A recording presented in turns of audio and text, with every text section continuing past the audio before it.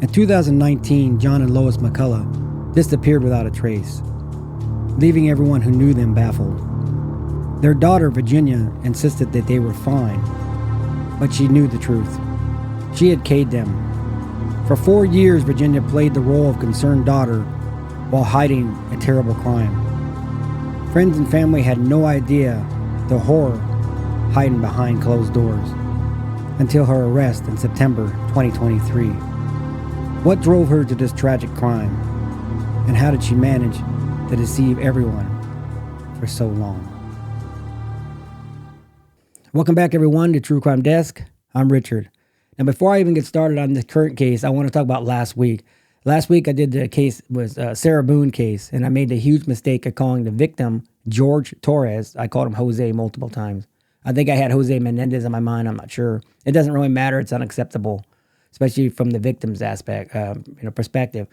So I want to apologize to George and his family. Anybody that's watched the video that brought it up, I appreciate it, especially because they brought it up with respect. And I feel really bad about it. Like I said, I meant no disrespect. So I just want to put that out there. I apologize. I feel really bad about it. His name is George Torres. He's no longer with us. So God bless you, George, and may you rest in peace, buddy. So with all that being said, let's get into today's case. All right, today's case is another one of those wild ones. I saw this on the news, and I thought, I want to do this one. They just kept getting crazier and crazier. I mean, the things that people do to each other, it gets wild. So, like I said, this is a pretty wild case, and I said wild twice there, so I don't say it 3 times. But let's move on with this case. Now, Virginia McCullough, she was born and raised in Essex, UK, and now before this incident, there was no previous indication of any violent behavior. But Virginia had developed a reputation of being manipulative. She reportedly held a deep need for control and financial gain. She was also known for being a compulsive liar.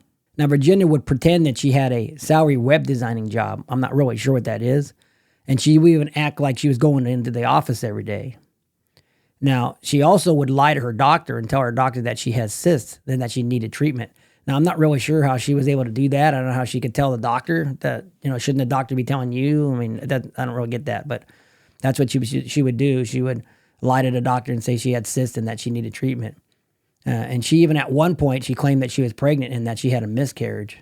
But the truth was that she didn't have a job. She hadn't had a job since she was a barmaid in 2017. It seems like it starts small. Like, they say they have a job, and, there's many, many cases where, their kids are lying that they're going to school, or their grades are good, and they hide things.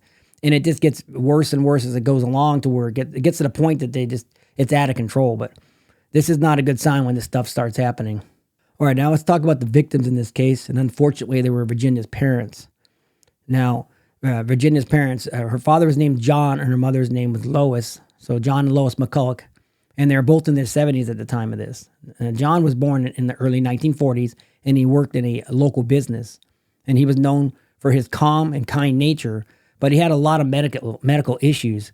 He had a hypertension, diabetes, high blood pressure, just to name a few of them. So he was a pretty sick guy, and he was at the doctor's office quite often. Now, Lois, she was born around the same time as her husband, and she was described as compassionate and very close with her family. Now, together they lived a simple life in Essex, and it showed a close relationship with their neighbors, and they were definitely well-loved in the community, that's for sure. So that's why when they ended up disappearing and weren't seen for a while, it became really strange, because they were, like I said, very well liked by people around them. Now, it seems like every single case that I do, within reason, seems to have almost the same scenario. You have a couple or 1 or 2 people that are well liked and everybody gets along with them, and then bad things happen to them. So I'm sure everything they're saying is true, and they were an older couple, and they were very nice, I'm sure. But it just seems like it's the same story over and over again. It's just like, I don't know why these bad things keep happening to these good people. I just don't get it. Now, by March 2019, her financial situation was completely out of control. She had taken out loans and incurred debt in her parents' name without their knowledge. She had also showed a pattern for using her parents for financial gain. So by the time March came around, she decided to do the unthinkable. Man, the things that people do for money, it's unbelievable to me. It's not everything. I know for some people it can feel that way, and at times, we get stressed out over it. I get it. We're in a tight situation at the moment, but it's money. I mean, it's not more important in life. I mean, if you make a mistake and you're stealing or something like that, they might be mad at you. They might even kick you out, might not even talk to you for a while, but, stand up. When you do something wrong, stand up for yourself and say, hey, I made a mistake and move on. But to take that step to hurt your parents or anybody for over money is just absolutely ridiculous, in my opinion. So I guess she decided money was worth paying over, I guess. I don't get it. But Virginia poisoned her father with a lethal dose of prescription medication. And after he died, she stuffed his body into a homemade tomb. She disguised it as a bed, and she used concrete blocks and used plywood to build like a box. And then she covered it with blankets so it looked just like a normal bed. And when the police later discovered his body, they found him wrapped in plastic and stuffed in a sleeping bag. That's disgusting. Now, if that isn't bad enough, what she does to her mother is even worse. Now, when Virginia tried to kill her mother, she wasn't as easy as her father. She fought back even though she had sleeping pills in her system. So she decided to grab a hammer, but then she realized that wouldn't work. And she didn't want her mother to suffer, if that makes any sense. So she grabbed a knife from the kitchen instead. Like, she's not going to suffer, right? So Lois suffered from both stab wounds and blunt force trauma. And as her mother took her last breath, Virginia held her hand and apologized. She then wrapped her mother in plastic and stuffed it in a sleeping bag. And then she stuffed it in a wardrobe upstairs and taped it shut. That's just, like I said earlier, it's just really bad. And she also put concrete blocks in front of the door so no one could mess with it. So she took a lot of steps to hide this stuff. Now, I want you to keep in mind that she caved them first. Then she went to the store and bought the sleeping bag and the plastic. She used her father's credit card to buy all this stuff. So she takes their lives and then she uses her credit card just like nothing ever happened and goes shopping. Just disgusting. Now, this is where the story takes the crazy twist and makes this one of the unique cases out there. I noticed I used that word a lot. Last week I said unique like 4 or 5 times in a row. But like I said, this is where this case takes a really strange turn. Now, for 4 years, she acted like nothing had ever happened, and she lived in the house with her parents. Now, the reason she did all this was because of money, of course. And she spent close to 150,000 pounds of her parents' money. I'm not sure what that is in U.S. dollars. And she drained their bank accounts, emptied their retirement funds, and she racked up all kinds of debt on their credit cards. Now, if I didn't make it clear earlier by what I said, it's definitely financially motivated, that's for sure. I mean, money was everything to her. That's all she cared about, and even over her parents' lives. So I can only imagine if anybody else got in the way, because if she can kill her parents, she can definitely take anybody else out. Now, some of this activity, it even was happening before her parents had died. And when her parents would ask her questions, she would blame everything from fraud to the bank making mistakes and even claiming that someone had hacked their accounts. She even went so far as to forge documents and to keep her parents off her back. So she's a real winner, that's for sure. Now, Virginia would continue to live with their bodies in the house like everything was normal. And I forgot to mention earlier that she had 3 siblings. She has 3 siblings. So she had to keep running around town and come up with excuses to why no one had seen her parents in years. She would constantly lie to the neighbors, friends, and family members, and even the medical professionals, claiming her parents were on vacation or sick, deflecting questions for many, many years. She would just keep deflecting questions. She was pretty good at it, actually. She got away with it for a long time. Every time something like this happens, well, not every time, but a lot of the times when stuff like this happens, I think of, man, if these people, they're talented in a lot of ways. If they take these skills that they have, she's able to hide all this stuff and sneak around, write things, and, if they take these skills and put them in a positive way, they can be very successful, but it just seems like they don't do that. I mean, people that do stuff like this, they're not dumb. They're usually pretty intelligent. It's just, unfortunately, they take that and their intelligence and they put it into bad things instead of good things. Now, as far as Virginia was concerned, one of the best things that could happen was the C-19. When that was all around the world, everybody was in quarantine, so she didn't have to explain where her parents were. And she would even use her mother's phone and fake that she was her mother. So she would grab her mom's phone and call different people and act like her mom. So she was going all out on this. I don't know what her end game was, because you're going to get caught sooner or later. Now, her deception began to unravel only after doctors and other close family members started raising red flags. In 2023, family members and a general practitioner, they started noticing the McCulloughs had missed a lot of appointments, which sparked further concern. So safeguard teams and local law enforcement finally got involved. It's fine.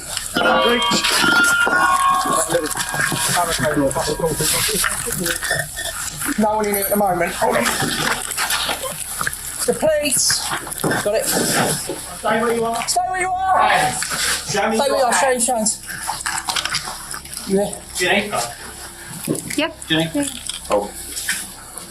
The time is 12:12. You're under arrest on suspicion of murder against Jonathan McCullough and Lois McCullough. Okay? You don't have to say anything, but it may harm defence. You did not mention when in question, so it's like want anything to do with the business. Okay? Alright, your arrest is necessary for a prompt and effective. Is there anything in the pocket we should know about? Yes, there is. Can I take you to it? No, you can tell me. Now, Virginia, she initially resisted, but later admitted her crimes during her police questioning. Now, the grisly discovery made at the home shocked the community for sure, because all these years they've been moving around and living there, and her parents were dead inside the house. I mean, it was 4 years. That's crazy. Can we go in there for a second, just so I can tell you something about what's in there? Yeah. And then I want to tell us the only something. reason I said I need to tell you something about what's upstairs on the top floor as well. It's fine. Yeah, okay. Is it here? Yeah. Yes, mind your face, obviously. Honestly, I'm not that dangerous. No, it's fine. I know, but obviously I've got to be careful. My dad's body's in there.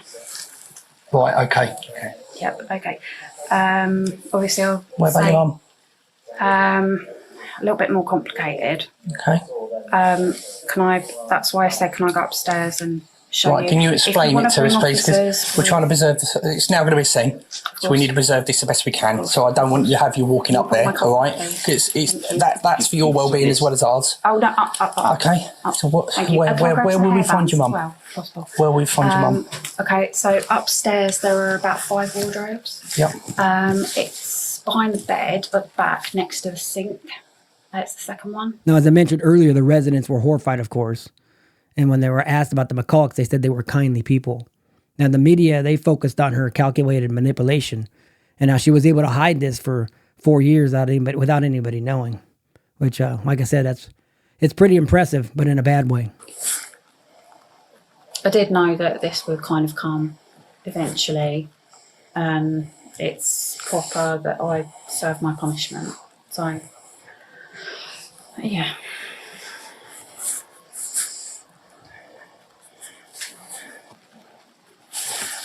Okay, so Virginia, I'm just going to ask you this. This is what I've written down based on the information you just told us, because what we regard as a significant comment, because you've made it under caution after your arrest. By the way, you're part of they're my granddad's. Okay, right. So I've written this, please.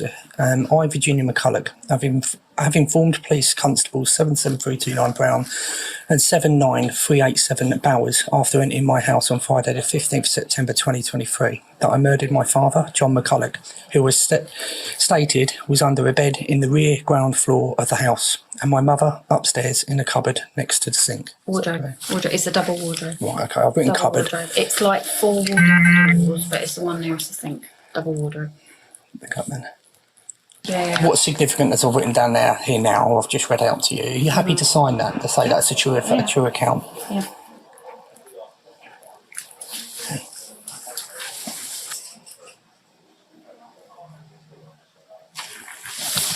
Cheer up, at least you caught the bad guy.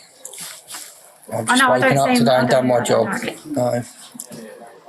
I know I don't There's not a lot 100% evil, but we all, yeah. I'm not going to comment on anything. It's not my job to comment on it, okay? Because I've got to be impartial with everything, okay? So I'm not going to give any comment. No, well, I mean, I deserve to obviously get whatever's coming sentence-wise, because that's the right thing to do. And that might give me a bit of peace. Now, Virginia, she received a life sentence with a minimum of 36 years before parole consideration. And the judge's remark emphasized the betrayal and heartlessness of her actions. That's putting it mildly. Now, as you'll see in other countries, they do that here sometimes too. When they say life, it doesn't matter over there in England or all those other places. When they give them life, they always get a possibility of parole. They don't have life without parole. Now, it doesn't mean she's going to get out, but she has to serve her time before she gets a possibility. But she still has parole, no matter what, a possibility that is. All right, guys, that's going to do it for this case. It was another wild one. So, I got a few questions for you guys, though. One of them is, what do you think of this case? Let me know what you think, because, I mean, have you even heard of it before?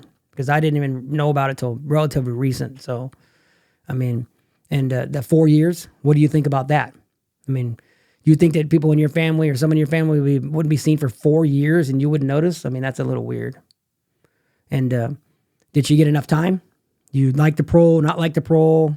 You know, I personally don't. You know, I just think it's, you know, like I said earlier. And what about her? What about the motive? Do you think the motive was about money, or was it just about her wanting to do what she wanted to do or whatever? You know, I just think it's pretty crazy. And what about her affect? I mean, zero affect whatsoever, no emotion. She didn't even care. When she was being questioned by the one law enforcement officer, she says, "Cheer up, you caught the bad guy." It's like, really? Seriously? These are your parents. I mean, come on. If you don't care for your parents or your children, I mean, everybody's in danger. But anyway, so let me know what you think on those things, and we'll move on. Hopefully I didn't make any mistake on names this time. I really apologize for that.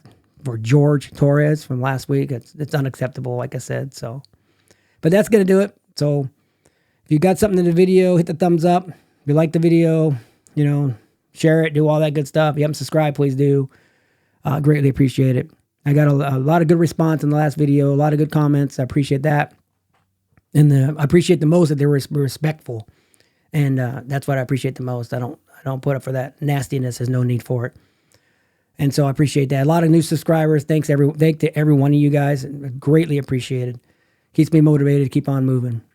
So that's going to do it. So until next time, stay safe, stay curious, and remember to always mind your surroundings. Bye.